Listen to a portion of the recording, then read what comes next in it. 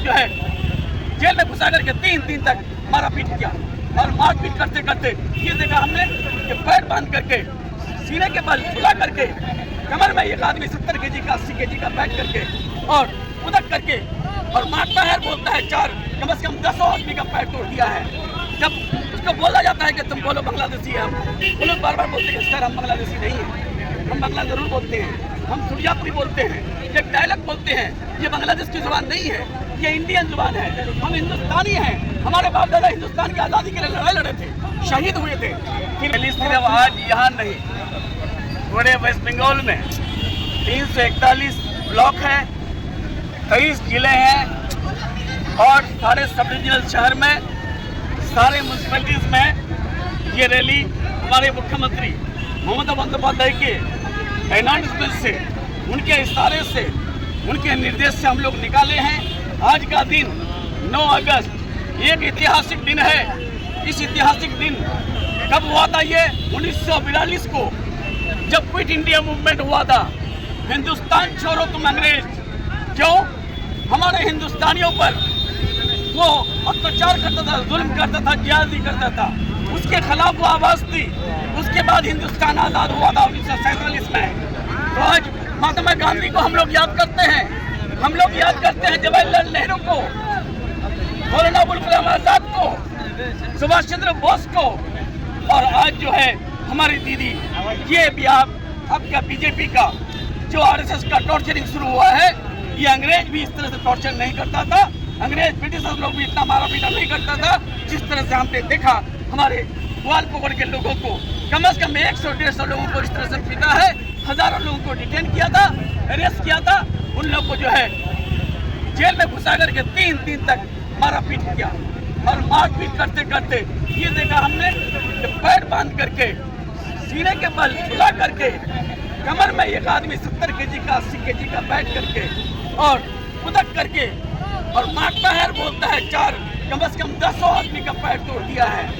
जब उसको बोला जाता है कि तुम बोलो बांग्लादेशी है, हम वो लोग बार बार बोलते हैं सर हम बांग्लादेशी नहीं है, हम बांग्ला जरूर बोलते हैं, हम सुरजापुरी बोलते हैं, एक डायलॉग बोलते हैं, ये बांग्लादेश की जुबान नहीं है, ये इंडियन जुबान है, हम हिंदुस्तानी हैं, हमारे बाप दादा हिंदुस्तान की आज़ादी के लिए लड़ाई लड़े थे, शहीद हुए थे।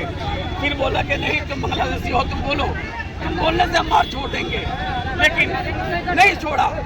लास्ट में जब गर्म पानी सब नाक में डालना शुरू कर दिया, गर्म पानी जो है मुंह में डालना शुरू कर दिया, तब भी लोगों ने बोला नहीं कि हम बांग्लादेशी हैं, क्योंकि बांग्लादेशी अगर बोल दे वो रिकॉर्डिंग लेके है, कैमरा लेके है, और अगर वो बांग्लादेशी बोल देता उसको पुशबैक बांग्लादेश कर देता, और बांग्लादेश जब नहीं लेता तो वो बंदा कहाँ जाता।